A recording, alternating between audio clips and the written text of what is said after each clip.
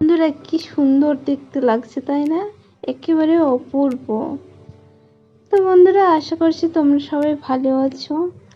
আমি মোটামুটি আছি। তো একটু মাথাটা ব্যথা করছে, গাঁটগুলো ব্যথা করছে আর কি। তোমরা সবাই ভালো থেকো, সুস্থ থেকো, আর এইভাবে আমার পাশে থেকো, কারণ তোমাদের সাপোর্ট আমার প্রয়োজন। তো বন্ধুরা আমি সন্ধ্যেবেলা একটু চা আর সিঙ্গাড়া খেয়ে নিচ্ছিলাম। শরীরটা যেহেতু ভালো নেই তাই আর সারাদিন কোনো ভিডিও শ্যুট করিনি। তো বাবা হচ্ছে যে সন্ধ্যাবেলা সিঙ্গাড়া নিয়ে আসছিল, আর যে দোকান থেকে এনেছিল সে কাকুটা হচ্ছে যে খুব সুন্দর সিঙ্গাড়া বানায়। ওই জন্য আমি একটা জায়গায় দুটো সিঙ্গাড়া নিয়ে নিয়েছি। তো তোমরা এভাবেই আমার পাশে থেকো। তারপর আমি বন্ধুরা চলে এসেছি এখানে আলু আর ডিম দিয়ে ভাজা, তাই আলুটা আমি চাপিয়ে নিচ্ছি। তো মা এখানে আলুটা ভালো করে কেটে করে ভালো করে ধুয়ে রেখে দিয়েছিল, তো আমি ভাবলাম যে না, একটু আলুটা আমি চাপিয়ে দিই, মা একা আর কত করবে। তো এদিকে আমি ঢাকাটা দিয়ে দিয়েছি।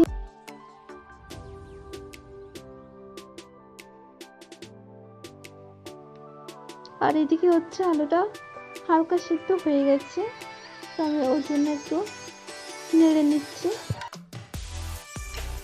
ওই জন্য একবার আমি দেখেও নিলাম চেক করে যে আলুটা সেদ্ধ হয়েছে কিনা। তো দেখলাম যে না, হয়ে গেছে, আর ঢাকা দেওয়ার কোনো প্রয়োজন নেই। তো তারপর আমি হচ্ছে হলুদ দিয়ে নিলাম, অল্প পরিমাণে দিয়েছি কারণ ভাতে তো বেশি হলুদ দিলে চলবে না, তো অল্প পরিমাণে দিয়েছি।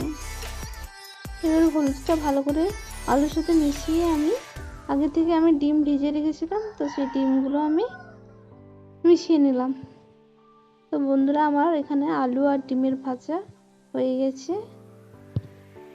মা এদিকে আটা লেচি তৈরি করে নিয়েছে আর আমি ছামটা চাপিয়ে দিয়েছি গ্যাসে।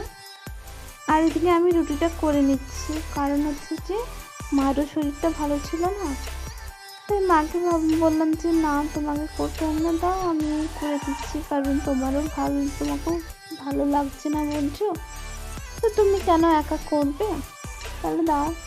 তাই আমি রুটিটা বানিয়ে নিচ্ছিলাম। তো এদিকে রুটি বানাতে বানাতে আমি সঙ্গে সঙ্গে কথা বলছিলাম। আর এদিকে দেখো বন্ধুরা, যখনই আমার রুটি ফুলতে চায় না তখনই আমি রুটির উপর আরেকটা রুটি দিয়ে এভাবে চাপ দিয়ে দিই, তাহলে রুটিটা ফুলে যায়। তো আমি এদিকে রুটিগুলো বানিয়ে নিচ্ছি। আর তোমরা এভাবে আমার পাশে থেকো, আমাকে সাপোর্ট করো।